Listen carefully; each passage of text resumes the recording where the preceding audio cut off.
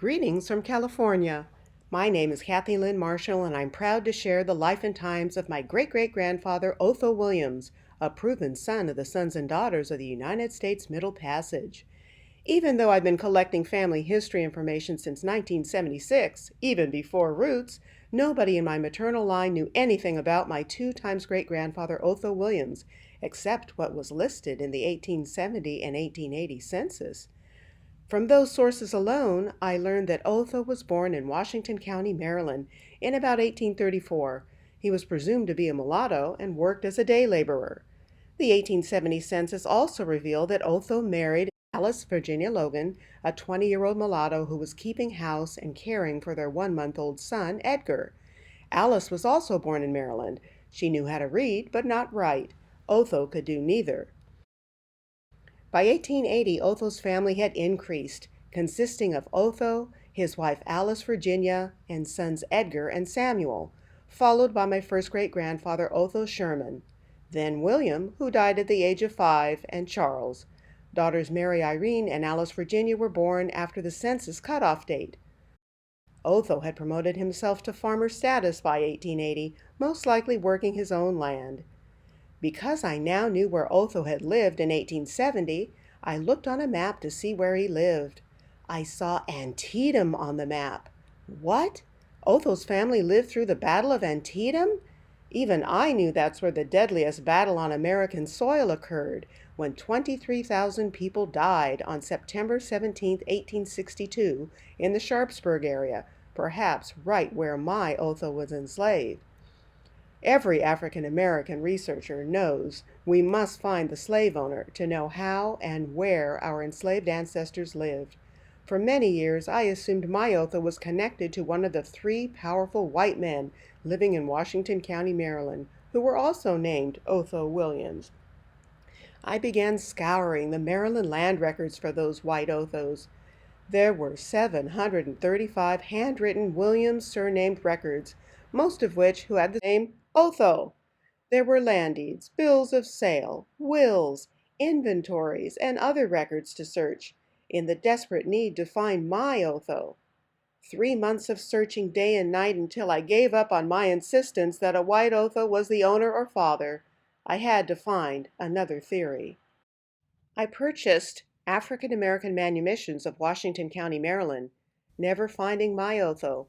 But I did find people who revealed themselves to be Otho's siblings and his father. I also found free black people with the surname Williams, like Nathan, Samuel, and Prince.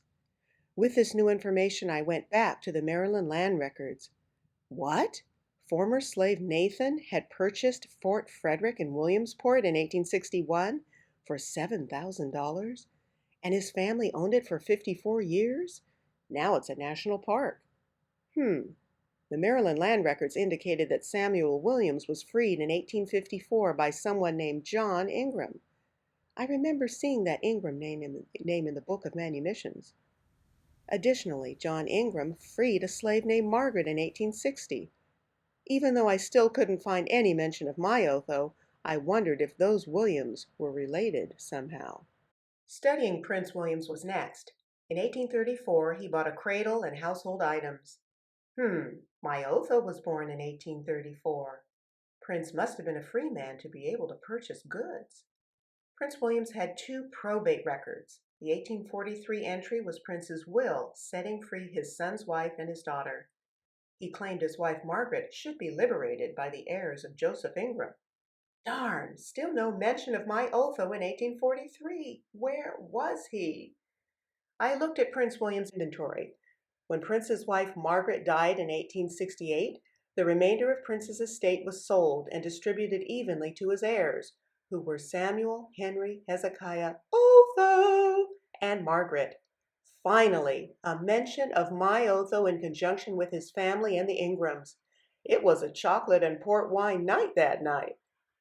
The only other documented sighting of Otho were John Ingram's probate records, which detailed the monies received for Otho and Brother Hezekiah's work with Henry Funk and Benjamin South.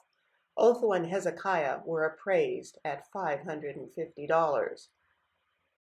Let's talk about Otho's life after slavery. When Margaret died, Otho and his brother Hezekiah purchased the Funkstown property their deceased father, Prince Williams, had bought in 1842.